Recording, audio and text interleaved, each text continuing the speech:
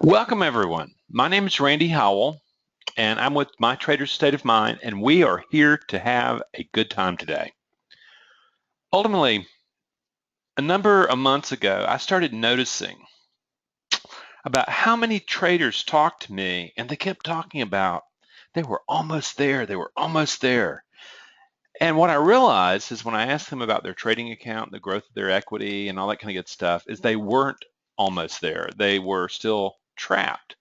And I began to recognize that, as far as the knowledge base of trading goes, of course they think they're almost there. The problem, though, is they're stuck in a stage. And what we're really going to be looking at today is how do you step back out of that and how do you say, something, I seem to have fallen into a perceptual trap and believed that I was almost there and prosperity was right around the corner. But the truth is apparently I was stuck. So that's what we're going to be looking at today. Now, just a couple. Okay, just to be just to be on the safe side, can everybody hear me? Just a couple people type in some yeses that they can hear me because I figure if you can't hear me, you won't hear to put in no's. Okay, so there we go. Let's see. Nobody's responding. Help me out with that. Yep. Okay. Thank you. Thank you. Thank you. So traditionally, I hold questions to the end of the session. That's what I'm going to be doing today. However, if you have a question, whether or not it's actually to me or if it's more operational toward Dolores, go ahead and type it in. We can get to it, or Dolores will be on the keyboards talking and communicating with people all through the hour. So go ahead and just start there, okay? But let's get on with this, folks. Let's get on with this. Let's do this and go, something? People work so hard to learn how to trade, thinking that they're going to get the hang of it. You start in and you go, wow, I can do this, I can do this. Yeah, I can do it. And they keep waiting and waiting for the magic moment to arrive, and it doesn't.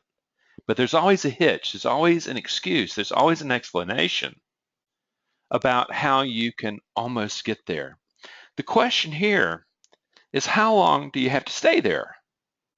This is a gigantic, in trading, there is a gigantic shift from having knowledge of trading to actually being able to trade. And that is something that most people miss. They think as long as I have a bunch of knowledge and a bunch of gizmos, that ultimately I'm going to learn how to trade and I'm going to beat the odds and, I'm special. I'm going to do something. And the truth is you're not. What you get used to is that the sobering assumptions, is that 95% of traders lose money and the vast majority of traders blow out their capital in 2 to 3 years. That's the hard, cold reality of this game. So what you're looking to do is you're saying, how do I go about moving from a novice to an experienced trader? And it seems so natural. And then the problem is the experienced trader gets trapped thinking that his knowledge is going to work out. It doesn't work that way, though. It doesn't work that way. Learning to trade seems linear, just like these steps, okay? And as you're acquiring knowledge, it just seems like, a linear progression. The more I learn, I'm going to finally get better and I'm going to be there. And the thought of being able to use that knowledge and not produce results never occurs. You don't see it as a potential problem. It just doesn't register how few people make money in trading and how most traders blow their capital so soon. And you think that, what? I'm not like them. And yet there you are, particularly if you're like the vast majority of traders who work with me, is they come to a moment where they pass that 2-year bent, they've been there, 5, 10 years, and they're going, something, I've been almost there long enough. There's something wrong, and the only thing that wrong can be is me. And ultimately, you come to the moment where you realize that I'm either going to be the problem in my trading or I'm going to be the solution. That's when things really, really begin to catch up. But ultimately, What happens, the student of trading comes to this plateau called almost there. And literally, just like our good buddy here, prosperity is just around the corner. Prosperity is just around the corner. You keep telling yourself that.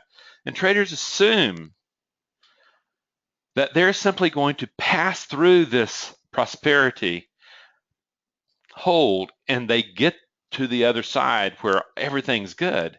And that's where they get stuck. They don't realize, no one tells them, that's actually a typical stage that traders get stuck. They're certainly not told by most teachers, particularly not brokers. There's no motivation there because you get stuck, you're staying there, and the jump from being stuck in a certainty-based mind to a probability-based mind, friends, that's a gigantic leap that very few make. So ultimately, what you discover very quickly is this.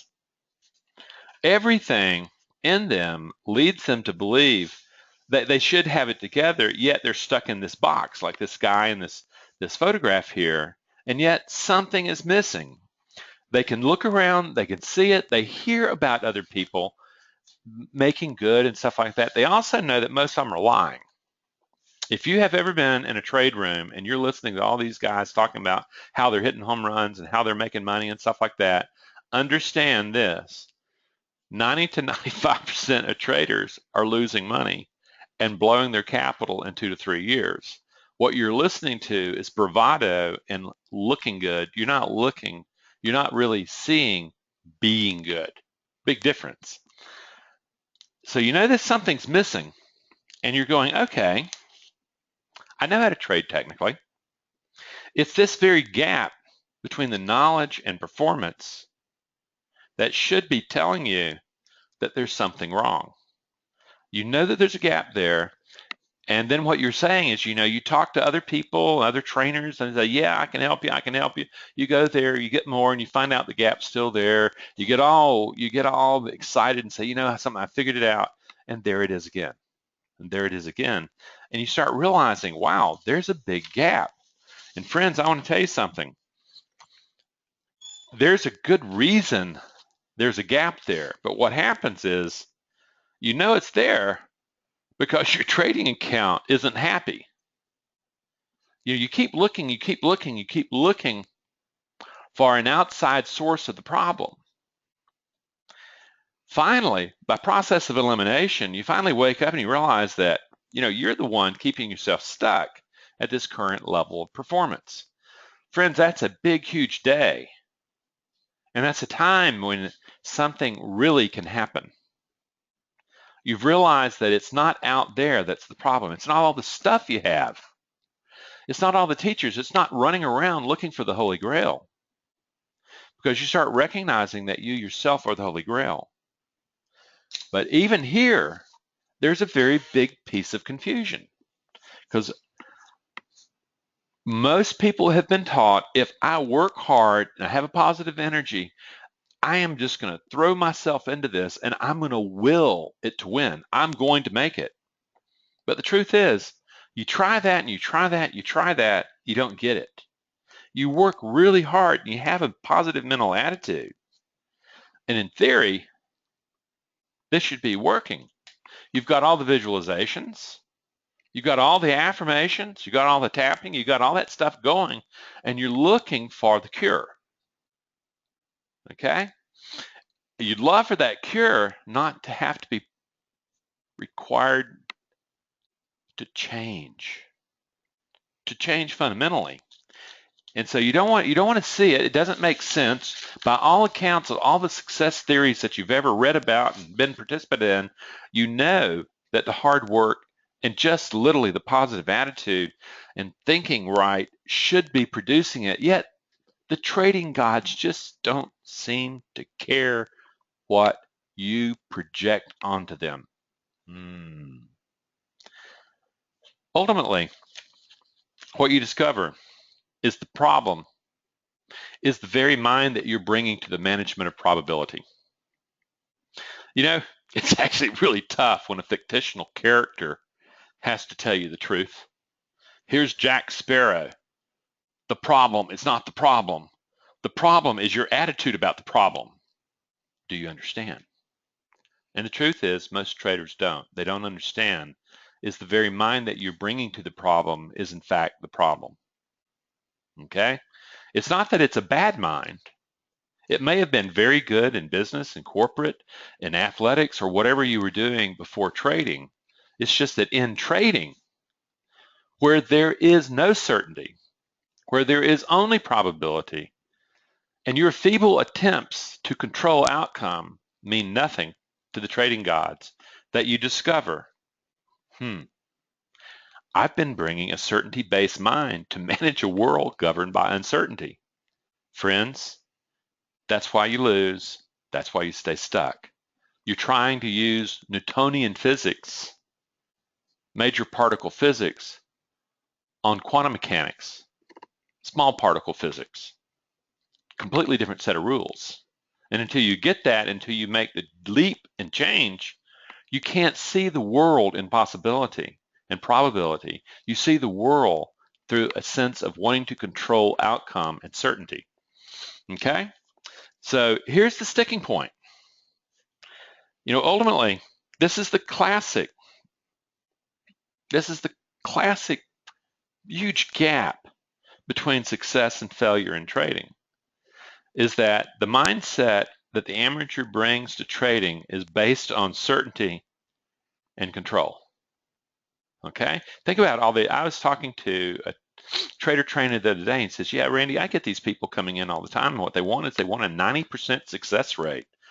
And he says, I can give it to them, but the thing is the margins are so razor thin, it's not like they're going to be making any money. Yet they are driven by a need to have 90% certainty.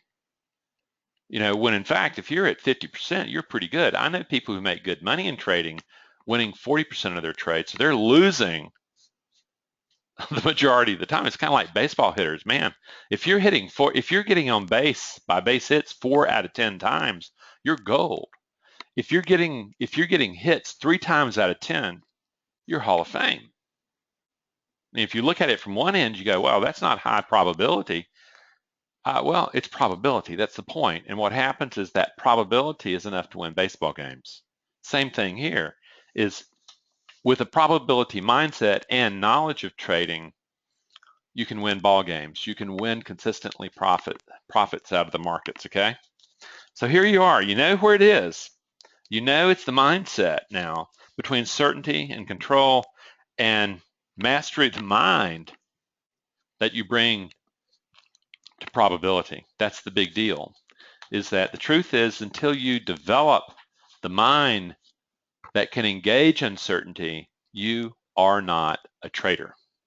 You're a wannabe, but you're not a trader. Ultimately, the amateur has knowledge, but cannot apply it under the pressure of not knowing.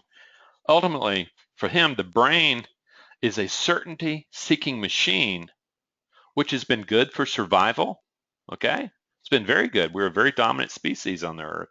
It's been very good for a lot of success formulas. However, trading mind requires comfort and the ability to embrace uncertainty.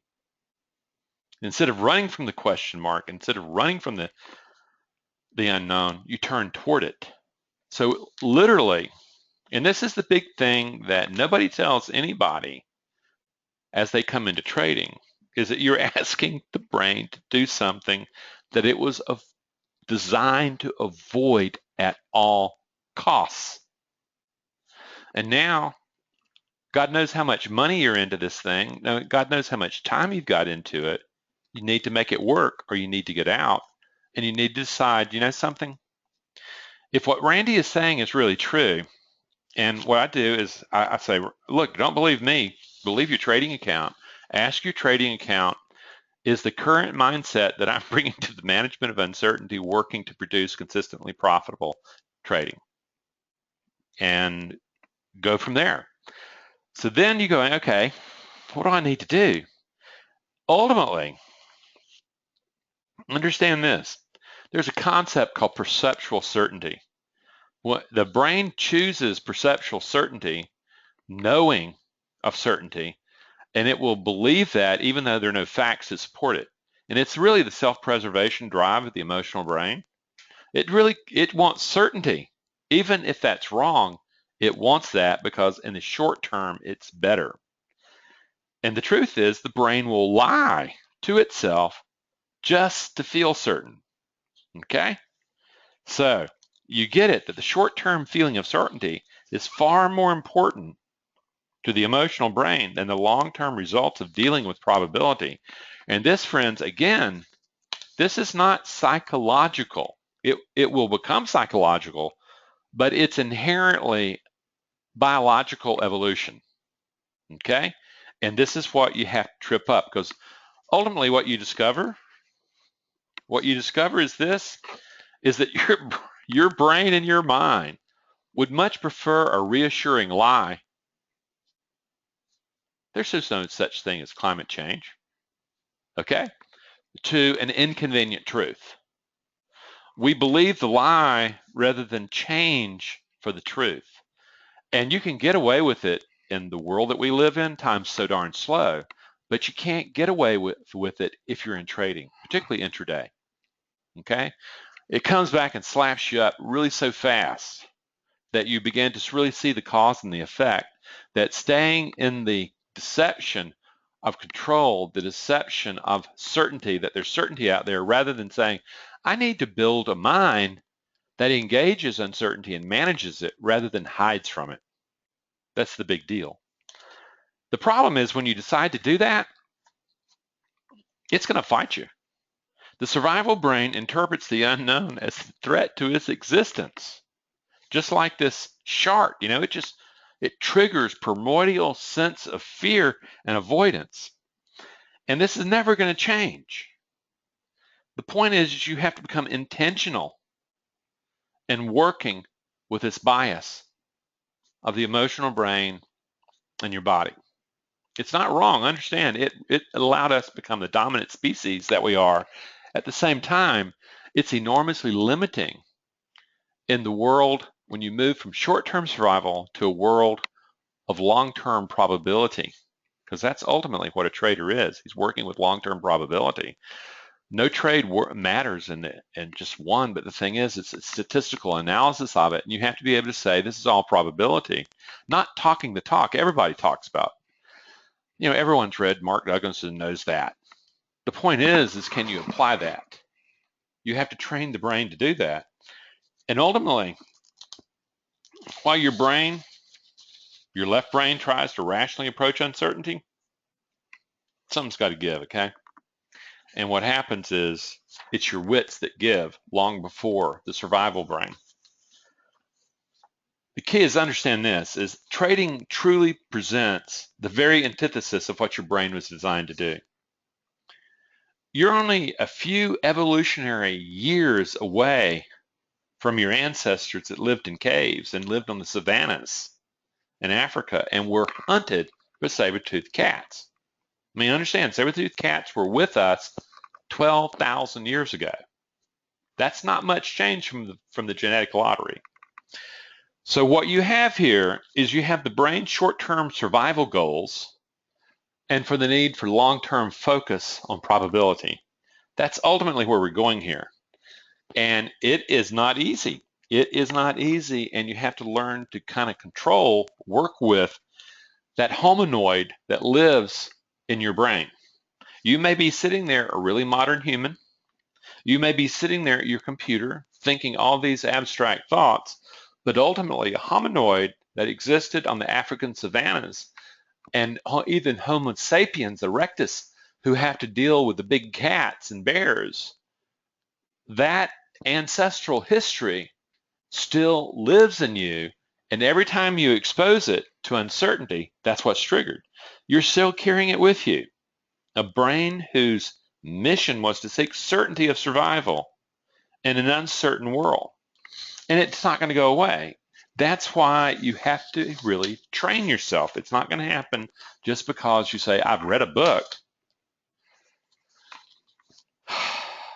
6 to 7 million years, really more like 60 or 70 million years of evolution, could care less whether or not you've read a book in the last 10 or 15 years, okay? But ultimately,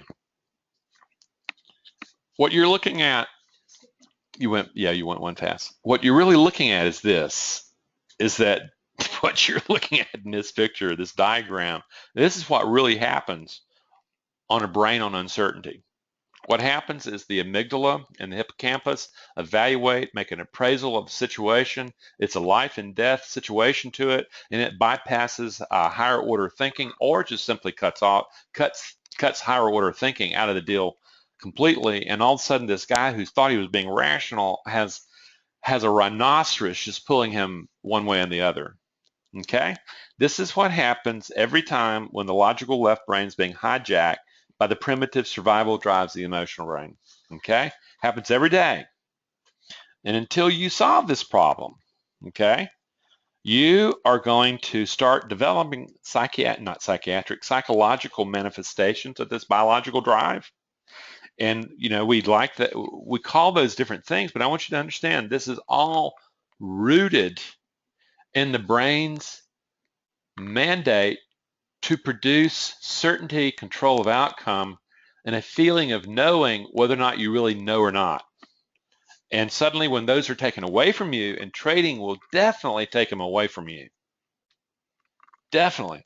All of a sudden you start getting these classical fears of trading, the fear of loss, the fear of entry, the fear of missing out, the revenge trading, the fear of losing all that stuff and giving it back, that over trading thing, I've got to do it, I've got to do it, I've got to do it, are fears not otherwise specified.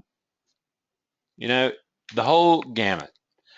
I used to name 9 of them, and what I realized is that once you get all of it down, what you're realizing is you were talking about a brain that is built to produce certainty in uncertain times, even it has to lie to itself, is at the base of it, and it manifests fears to keep you from acting, keep you from doing something stupid. So ultimately, understanding the fears and desires behind your brain's need for control and certainty, that's where it begins. Then the brain runs into the machete. That's the trading. The gods of trading just don't care. No amount of huffing and puffing, no amount of anything is going to give you the strength to muscle your way through the trading gods, okay? So ultimately what you discover is this. The professional trader has truly overcome this connection between fear and certainty. They've learned it either through learning by psychological education like mine, or they've learned it through just simply being exposed to this over and over and over again and being very persistent and being smart psychological consumers of what they're learning, okay? But it's this glitch, is that ultimately amateur traders saw off the limb that supports them. They don't understand they're doing it to themselves. They rather believe the reassuring lie than to say, something, I need to turn toward this truth I've been avoiding. But ultimately, that's the big thing. It's the adaptation to uncertainty. That's the key, okay? And my promise to you is this. Until you learn how to master the emotion of uncertainty, you do not know how to trade. Read that again. Until you learn how to master the emotions of uncertainty, you do not know how to trade. You may have great knowledge of trading, but in the clutch, you cannot apply that knowledge effectively and repeatedly, okay? Knowledge of trading does not equal skill in trading and managing uncertainty. This is where the big thing blows. Nobody wants to say, something, I really like the feeling of certainty, and I like all these books I've read, all these courses I've taken, and if the weight of those books and courses could be my badge of courage, I should be trading well. It doesn't matter. That's just knowledge. The thing is can you convert a brain designed for certainty in another time and another place? Can you convert it into a probability-based thinking organism that allows you to work with the uncertainty and probabilities of trading? That's really the key, friends. And what you discover, no, one back. And what you discover very quickly is this, is emotional intelligence is far more important than knowledge. Knowledge is wasted under stress, okay? And what you get is that knowledge is only useful when the emotional brain is managed well, not controlled. You don't control emotions. There's no such thing as control of emotion, but there is freedom of emotion. The uncertainty of trading will always be there. The challenges of uncertainty, of the unknown, are always going to be there. What makes you different, though, is that you can actually manage the mind that's going to engage uncertainty. And you have to want to do that because it's not going to be natural, okay, to your evolutionary history. So ultimately, you're going to have to learn, there you go, you're going to have to learn how to master the probability mind, okay? It's not about you.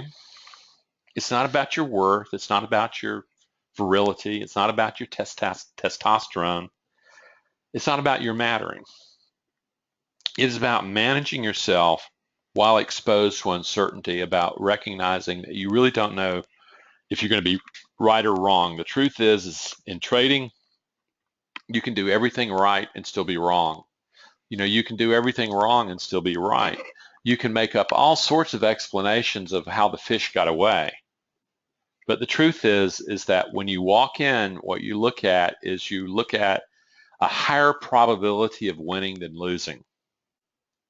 Okay? That's what you're looking at. And often what you're doing is you're really managing loss, because that's the part of trading that you have to get used to. This is probability. It's not certainty. So this is it. This is where you go, well, you know something? How do I go about doing this? Well, the first thing you're going to have to do is you're going to have to become very comfortable with discomfort, okay? It's kind of like voluntary discomfort. You have to recognize that the brain mind that you brought to trading is not going to be the brain mind that's effective in trading. You learn how to turn toward your discomfort, because this is where you learn how to embrace uncertainty. Running from it. I was actually talking with a trader today, and that's what's happened is, you know, I was asking her, well, do you know if your methodology is accurate? And she said, well, you know, I think it is. I paid a lot of money for it. I said, no, when was the last time, how do you go and decide, do you do any sim training? Oh, that doesn't excite me at all. So you don't have a way of testing your methodology without risk.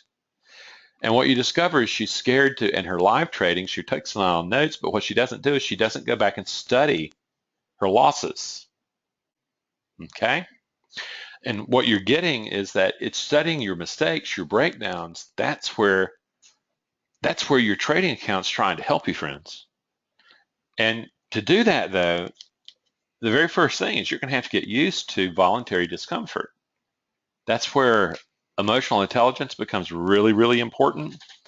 And you realize that, okay, I'm going to have to learn how to regulate emotion. I'm going to need to cool them down. I'm going to need to, I know the ones that just absolutely throttle me, the ones that just absolutely, you know, I go crazy and I don't know what's happened, but I'm also going to have to learn how to recognize the emotions I don't recognize. Like, for instance, feeling good, what we call confidence, overconfidence, is actually, in my language, is something called euphoria. Euphoria is dangerous. It's like being on cocaine, okay? And you are not capable of making strategic risk decisions because you think the good times are going to roll on forever. So it's even recognizing I can't allow myself to get into euphoria, overconfidence, feeling good, because that's not the mind that manages probability well. It's easy to see the fearful ones, but it's harder to see the ones around euphoria and overconfidence, because doesn't everybody want to feel good? Not when you're trading, friends. Not when you're trading. You want to feel discipline and partiality. You want to feel good. Then what you're going to say is the very first stop is you learn how to regulate the intensity of the emotion. And this is where you learn a lot about emotions in my programming, is you understand that, you know, emotions are us. You don't have emotions. They're having you. And until you get that, you understand that there is no control over emotions. If you don't have emotions, you're dead. However, you do have the capacity of managing the intensity of the emotion and changing the emotion that you're bringing in to manage uncertainty. Emotional regulation from the breathing and the tension reduction, what you discover is that all emotions have a signature to them. And what you're doing is you're learning how to disrupt the attack avoid ones, cool it down so that it doesn't sweep your mind away, so that you can still have a calm, patient mind to trade from. That's what you're learning with emotional regulation. But even there, the third thing that you're going to have to do is you're going to have to develop mindfulness. You can't say stupid, friends. You can't stay mindless. You can't keep doing the same stupid things over and over again, expecting different results. You're going to have to step back and you're going to have to say, what in the world's going on? And one of the major things is that you discover in mindfulness, or what I call the awakening the observer, that you and your thoughts are not the same. In fact, you aren't having those thoughts that are running in your mind. They're having you. Even more, what you'll notice is there's in the background, there's always this chatter, this noise that you're choosing to ignore, and it's killing you. It's killing you, keeping you stuck in a particular place. By not recognizing it, you're giving it enormous power to enter and creep into your mind during performance. So you get there and you realize, wow, the other thing that you discover in mindfulness is that all reality is observer generated, and you have to start asking, well, what's the observer I'm bringing to the game here? And what most people discover is that they've been asleep at the wheel, and they've just been bringing the mind that got designed for them by their environment in the formative period of the brain. They're not bringing a probability-based mind to the game. They're not. They're not professionals. They're rank amateurs trying to play where only professionals really ought to be playing. And then even there, in this mindfulness stuff, you start really discovering that the brain itself is a complicated organism. It's actually a community of rival emotional programs that has organized you into a particular self for survival, okay? This is what you're learning to control, is that if you recognize that the brain is literally, it's these emotional programs using different parts of the brain to organize you into a particular cocktail of emotion that meets and greets the day, you're beginning to recognize that, you know something, I need to be very careful, very intentional about what emotional states I am producing to meet the uncertainty of the day. What you're learning to do is you are disconnecting fear from uncertainty. Uncertainty is the rule. Better not bring fear to it. So that's what evolution has produced, is a link between fear and uncertainty. You're going to have to teach them differently. Otherwise, you're going to produce an internal struggle, like this donkey and this elephant that we have in the United States political system, okay? You begin to realize the mind that arises out of these emotional programs is where these voices are given mind, and suddenly you realize that your mind is actually a committee composed of rival forces duking it out. And then as you say, well, I can deal with the discomfort. I can look at it and I can begin to see I've been avoiding the historical dialogue going on inside my head. And you begin to realize, oh my God, where in the world have I been? I have an out of control board meeting going on here, and it's managing me. I need to take a lot more control about the me that shows up, the observer that shows up to trade. This is where you realize that, no, I have to become a real player here. I have to quit ignoring and avoiding some of the inherent weaknesses, things that cause me discomfort, and I need to turn toward them because, man, that's where the action's at. And the next thing, though, once you do that, you get this internal dialogue and you realize this is, oh my God, this is what's been keeping me small. What you also recognize in the redesign of the mind, you recognize that you have enormous latent potentials. In the same way that fear and judgment and grandiosity can live in you as programs that just whack up your trading, so do discipline. So does self-soothing. So does courage. And so does impartiality. And what you discover is that each of these are emotional programs that in fact can be tapped and they can be brought into working awareness. Rather than having the historical ones, the default programming, show up and do things for you, you can become intentional about what emotional programs show up and start working. Now, in my work, you discover there's a link between the emotional programs of the brain, okay, and what is known as the archetypes of the mind.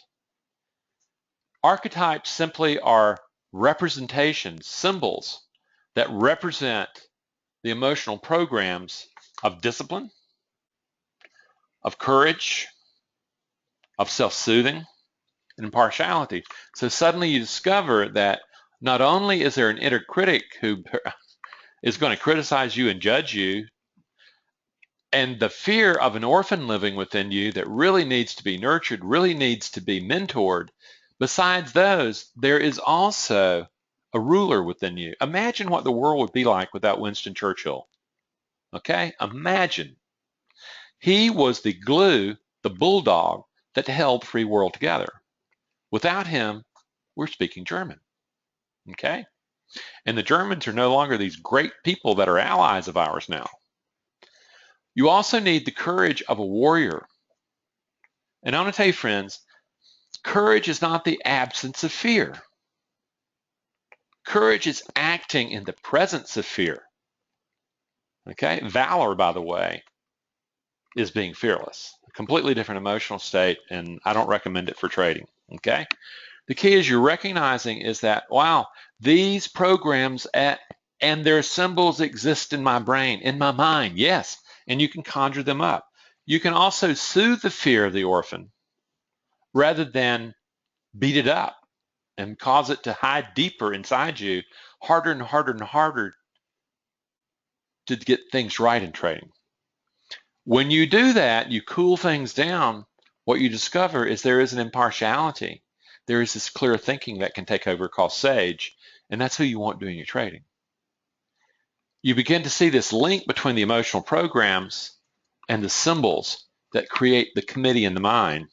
And this is when you start going, wow, you know something, this is really possible. Yeah. And I use a highly specialized process of, I call it memory enrichment, of where you're actually using actual experience and you're recoding that experience to get at the emotional program.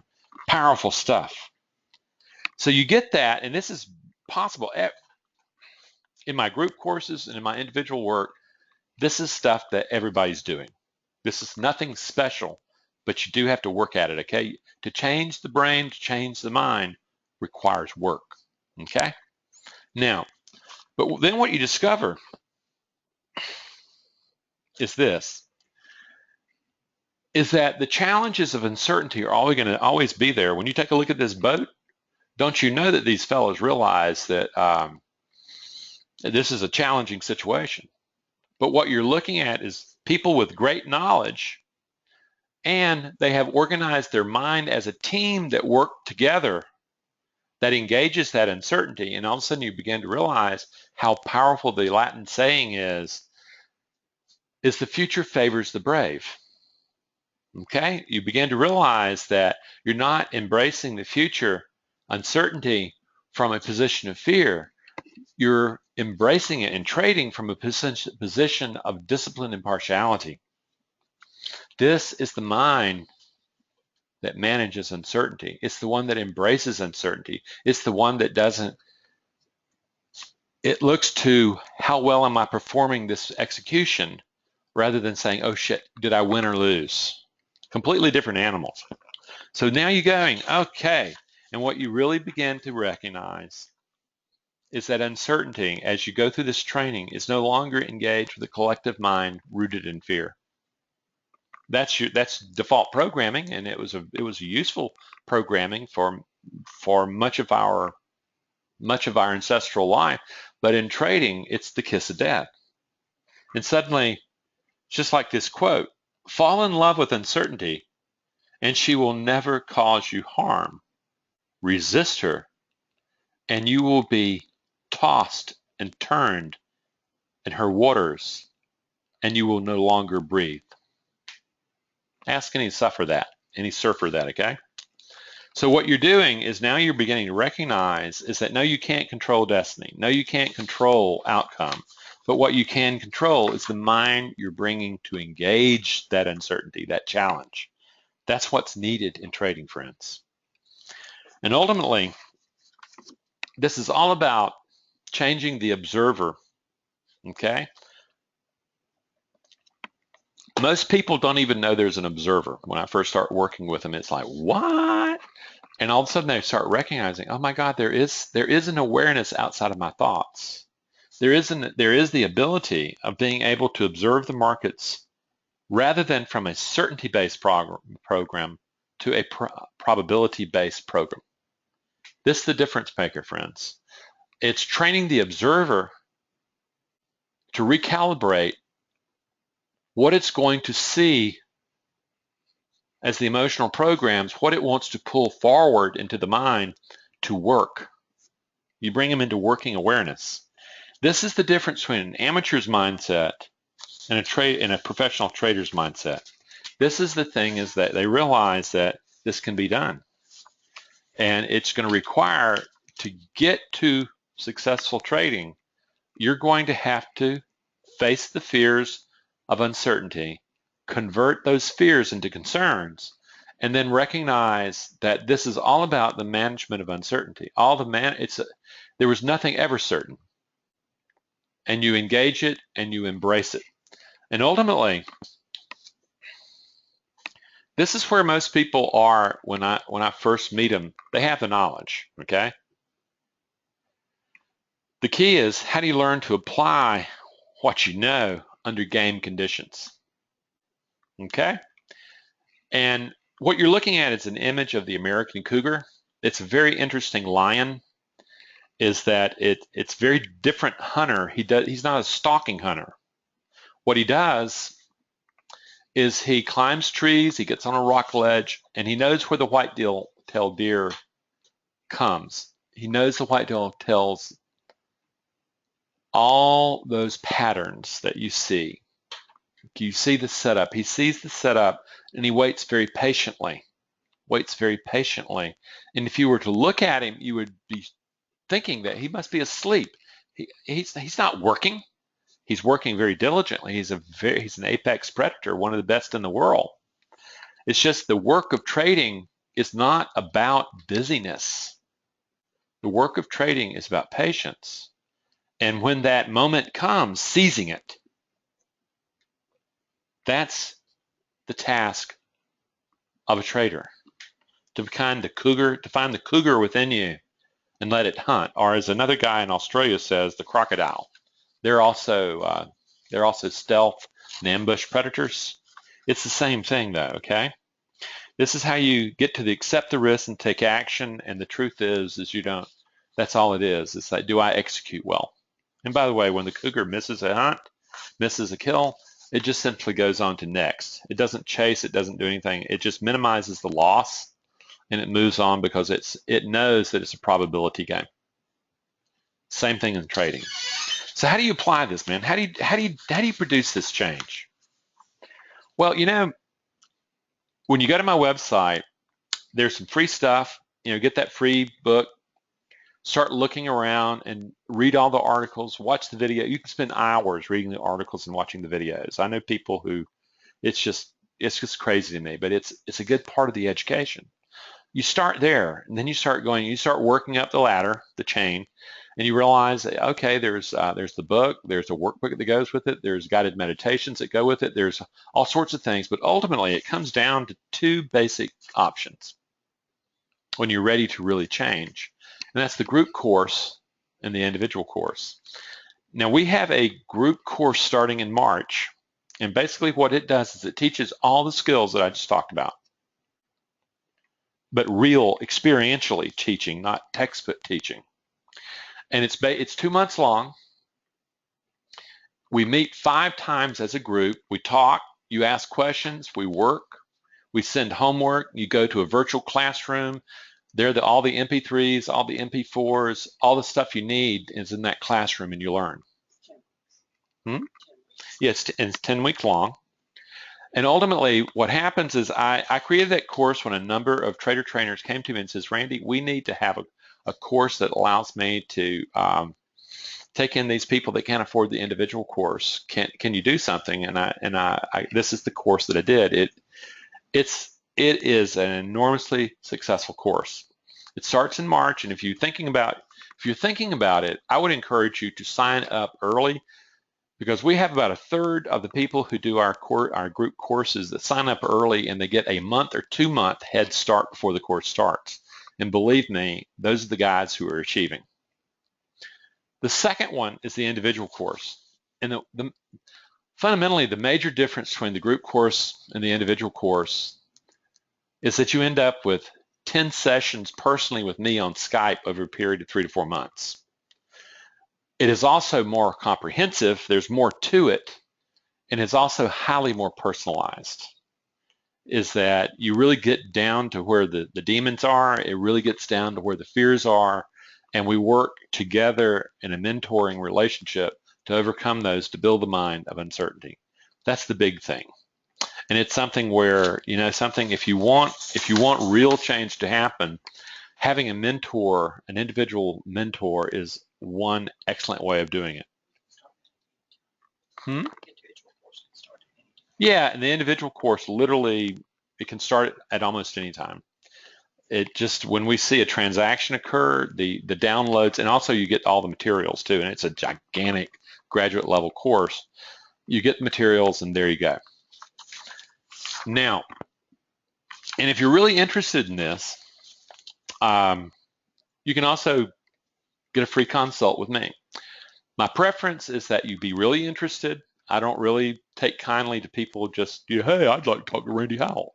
No, I'm interested in serious students of trading that have been around, and they know that there is a gap in their performance, and they figured it out that it's them. I would encourage you to read my book before you meet with me, simply because people who do that have a lot better questions. They have a much deeper depth to them, and it's powerful.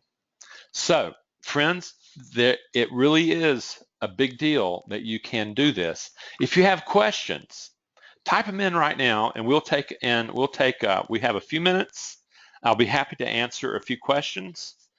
And of course, if I have just explained things so gloriously accurate that you don't need them, then Dolores and I get to take off early and have an earlier dinner. Okay.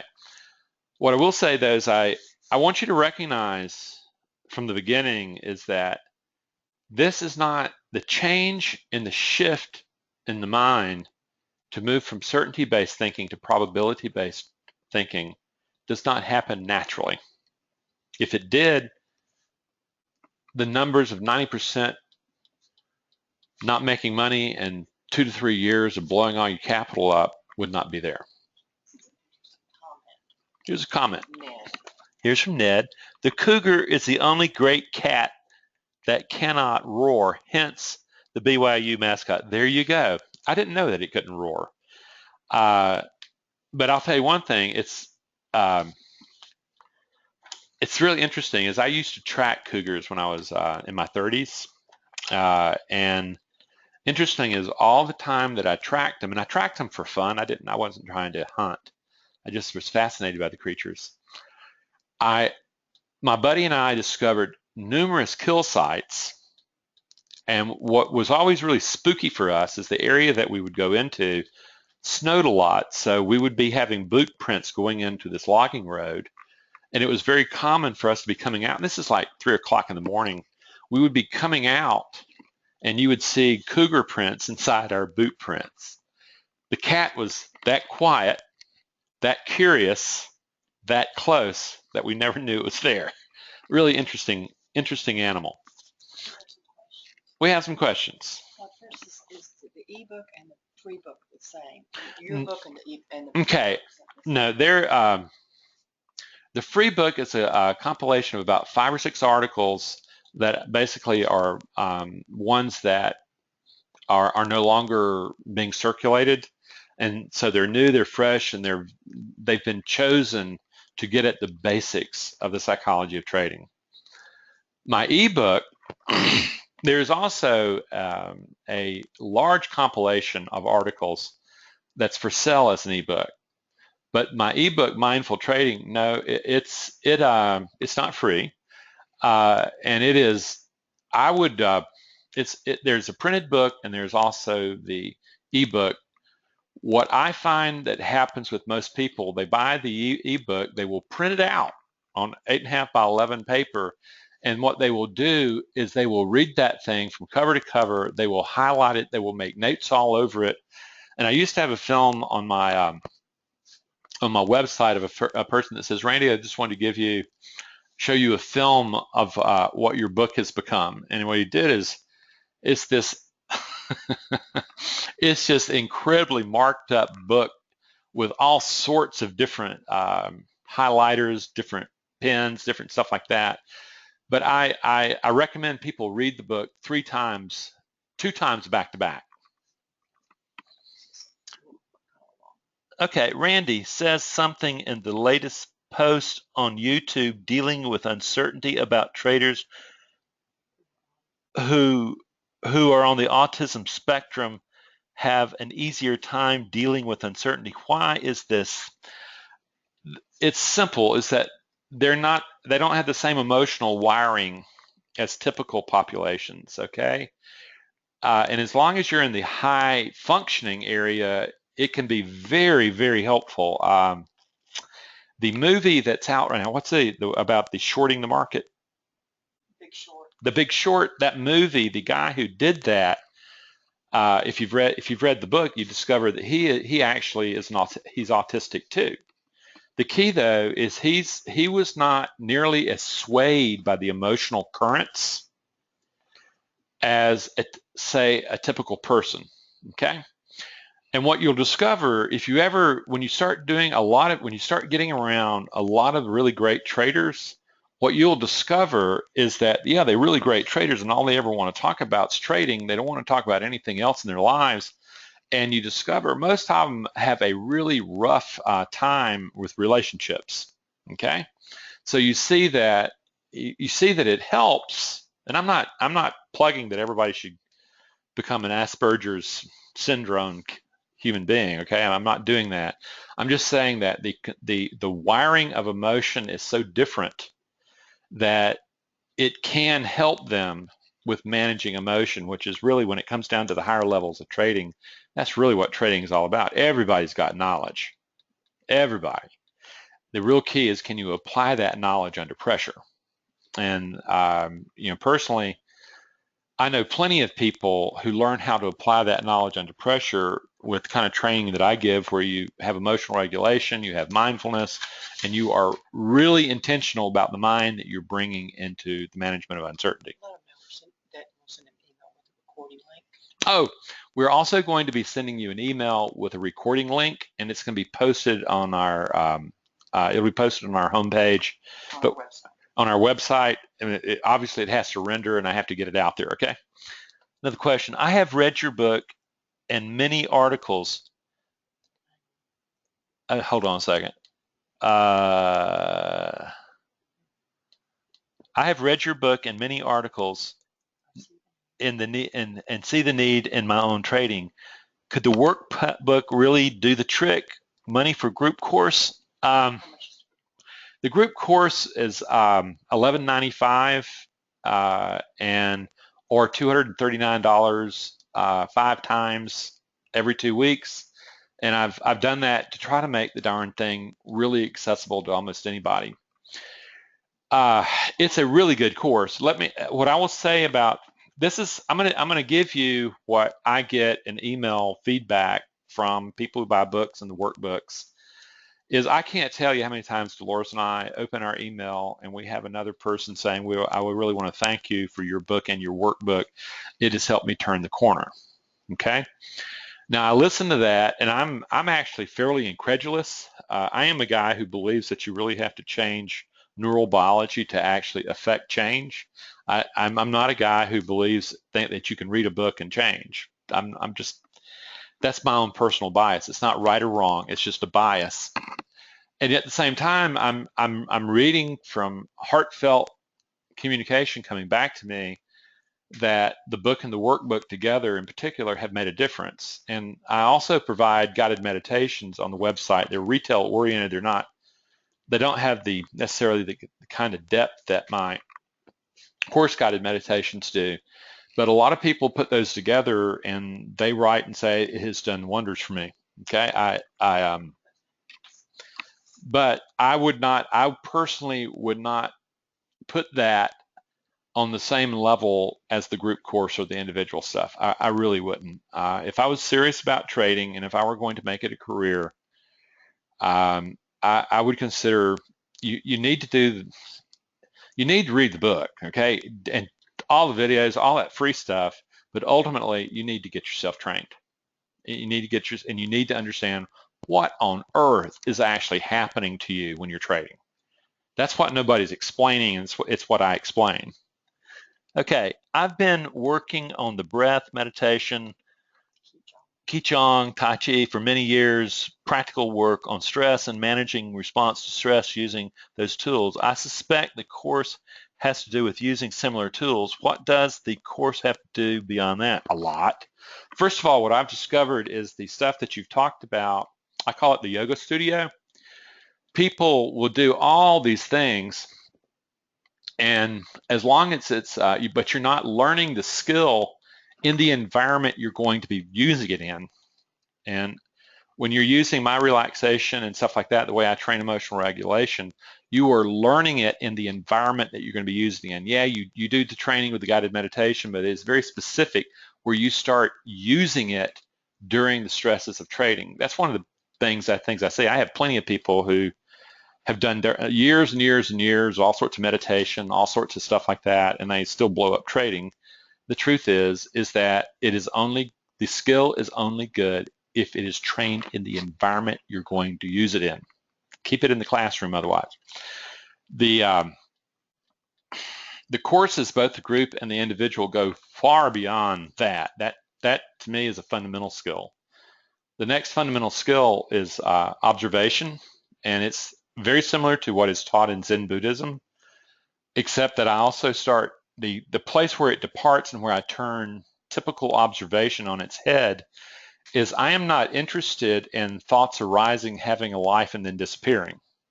I am interested recognizing that the thoughts that arise are coming from emotional programs, and that I want to know what emotional programs are forcing arising thoughts into my mind.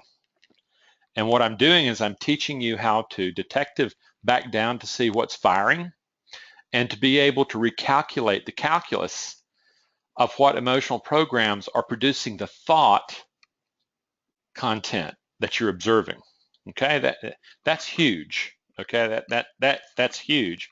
And then I teach you to become very intentional about that, about what thought process, where these thoughts are coming from, what emotional programs are coming from under stress. And that's just not taught any other. I've never seen it taught any other place. Okay, but that would be the major difference. And the other part, the departure would be in the emotional enrichment stuff, is that we are actually looking to train you to pull forward very specific emotional programs and then tie them to symbols that make them real. Okay, so it goes far beyond what you've been talking about. Okay, here's another one. Hi, Randy and Dolores. Randy, hold on, Dolores just got. Okay. Randy, when working with one in the individual course, could you please elaborate a bit more on the process of how you work to redesign a trader's mind? Thanks. Good question. Gosh, it starts with the organization, the curriculum itself. It is built where the very first thing that we're doing is I already know that going in, that under stress, that your breathing and the tension in your body is absolutely throwing gasoline onto a smoldering fire. Okay, and the first thing we're doing is we're getting at and retraining that. The next thing is that we're getting at awakening the observer, and where you are literally producing a sense of, oh my God, I'm learning how to observe. And I had a client today and I were talking about this. She said, you know something, Randy, it's really interesting is that what I've recognized, there are thoughts sitting in the back of my mind that I recognize are there, but I push away. And what I've recognized is that it's more comfortable to push them away, but then what happens when I push them away, they come back with a vengeance and really disturb my trading. And in observation, she's learning to see literally the nature of that. But the most important thing is once you get past the observation, you begin to ask, let's find out about these emotional programs. Okay, and I specifically use memory of events that you have already been involved in, and I'm taking the way the brain has initially organized the experience into memory, and what we're doing is we're deconstructing it and reconstructing it in a way that allows you access to these emotional programs. That's where a lot of time is spent in enriching that and getting that. And then the symbolic representation is when you are finding symbols that relate to those emotional programs and you learn how to pull them up and become highly intentional. And then probably one of the big things in the individual course is that you learn how to prepare the mind for the day, but then you learn how to micromanage the mind where I have a section of literally what we're doing is we're looking for the moments where you have most difficulty, the tendencies where you have most difficulty, and we're pinpointing it. And we're going into the psychology of before you even get to that moment and shifting that and changing the whole ordeal of the engagement of uncertainty. That's the big thing, okay? Okay. Hi, Randy. Could you give an example of how the caregiver should take care of the orphan sphere? Yeah. Actually, there is a former student of mine in this class right now that I would like to use his example, and this is outside of Hitesh. I won't mention his last name, but Hitesh grew up in India in a very, very professional family, and he was one of those prodigy engineer guys who was trying to get into one of the top universities in India. And India has just as good engineering universities from MIT, Caltech, and it's highly competitive. You know, it's highly competitive. And so what happened is that, you know, from morning to night, you know, he got home from school, took a small break, and suddenly the proctor was there, and there was all this teaching, and you know, mom's jamming food down, and it's a stressful life. What he remembered was this. He says, you know something, I remember being in bed, waking up in the morning, and the way I woke up is my grandmother would simply soothe my forearm. It seemed like she was the only one that really understood that I needed to be calmed down. Okay? What he ultimately did, and I have no idea how he practices now. I know that he said hi to Dolores and I earlier today, but the thing is ultimately he was able to take that and put it into practice of taking that symbolic representation of that soothing action, okay? And he was able to produce that calming thing of rather than saying, you've got to do it, you've got to do it, you've got to do it, you've got to do it. It was more breathing, calm down, it's okay, I'm here with you. And he used the symbolic representation of one, the feeling, the tactile feeling on the hand, but he also used the symbolic representation of his grandmother. That's how. There's other ways of doing it, but you know, I just saw Hitesh's name and I said, oh wow, I haven't seen him for a while, and I remember his because it was so poignant. Okay. Does the process somehow reach the unconscious mind to enable it to embrace uncertainty? You know, what I'll say is this: is that I don't often use the word unconscious. I really talk about mindlessness, and I talk about the unawareness. And what we're doing is we're considerably pulling in information that through usually fear that we have pushed out of conscious working mind, and we're pulling it back in. Okay, that's what this example that I gave you of this woman I'm working with, where she said these thoughts, I discovered that these thoughts are sitting in the back of my mind and I've pushed them away. You can say that's unconscious. I would say that it's out of awareness. And what she was learning to do through observation was pull those back into working awareness where she can do something about them. That's the trick. is can you do something about them? If they're going to sit out there in the unconscious, no, you're not going to be able to do anything about them. And what you'll discover is that the notion I use, orphan, is the big, huge subterranean basement that nobody wants to go into. And in my training, you ultimately walk into that basement and you walk the child, that childlike part of yourself that's so fearful, you walk them out of the basement into the light of day. So yeah, you pull up a lot of material. Are traders living a double life, daily, live, certain, and concrete, versus trading world, probability, and uncertainty? If so, what happens to these people's psyches in the long run? First of all, there's an assumption that you're making that I believe is just really off, is that I consider life itself to be uncertain. I consider the brain to be evolved to seek certainty. But what I discover is most people who take my work discover an enormous impact on their personal lives. Once you accept and embrace uncertainty, and you realize, something, obviously, everything's really, it's kind of like this. Schrodinger, one of the fathers of quantum mechanics, made an observation in his science lab, and what he discovered is the very act of observing an experiment does in fact change the course of the experiment. Okay? There's biases, whether or not you like them or not. What happens with the mind that you bring to uncertainty, you're learning to embrace uncertainty, and you're learning how to work with it much more effectively than people learn in this world where they think they're going to win by doing. What happens in trading, you're learning that work is really about patience and timing. And you begin to recognize that, my dad smoked Camel unfiltered cigarettes for 52 years, and nobody could convince him that it was killing him.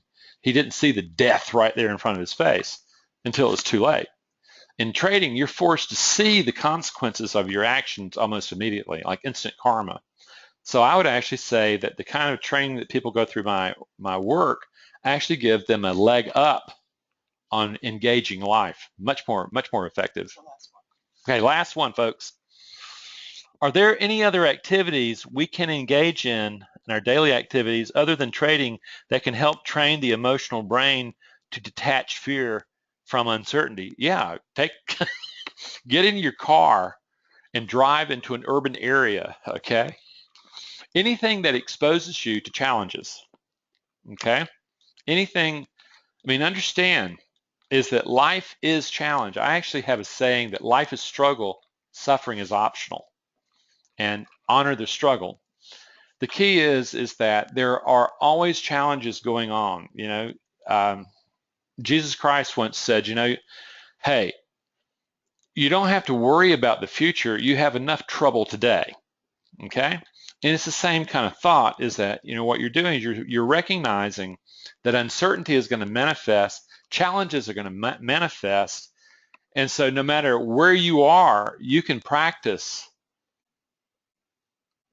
deconstructing fear from uncertainty. But understand, even when you do that, you're deconstructing it to a position where you need to be concerned, but you don't need to be so concerned that you activate the fight-flight response of the autonomic nervous system. You want to be alert, you want to be ready, you want to be focused, so that you're concerned, you're there, but mentally you're prepared, but you're not activating the fight-flight. And what you're doing is you have higher order thinking, being able to think in probabilities and possibilities rather than fear-based or anger-based thinking or overconfidence-based thinking. So yeah, take a drive in your car. Around here, get on the road with all these locals that I live in and around on my property. Engage with your spouse with an argument. Try to raise your children. Try to make sense out of your corporate career, out of customers. There's enormous opportunities where you recognize there's nothing certain here, and what happens is, but when you manage the mind that you're engaging with that uncertainty, you are given an enormous edge in the way probability shows up. Same thing in trading. except in trading, it's a requirement. In life, it's just a really good idea. Okay, folks, I want to tell you something. You guys have asked really great questions, and I love you. You know, I hate it when you get on and you talk your heart out and you really are there and nobody asks anything. You have asked really good questions. I appreciate all of them. And my view is this, is that no matter what, I truly hope for you prosperity. I hope if trading is your journey, my hope is that you do find a way to transform the mind that you brought to trading into the mind that can produce success in trading. I really do.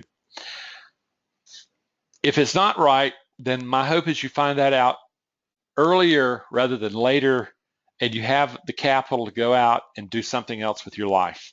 And at any rate, I do hope that you engage life with an emotional management of the emotions that you're bringing to engaging that uncertainty. At any rate, take care. If I can help you, please let us know. We're here, okay? And we will see you later.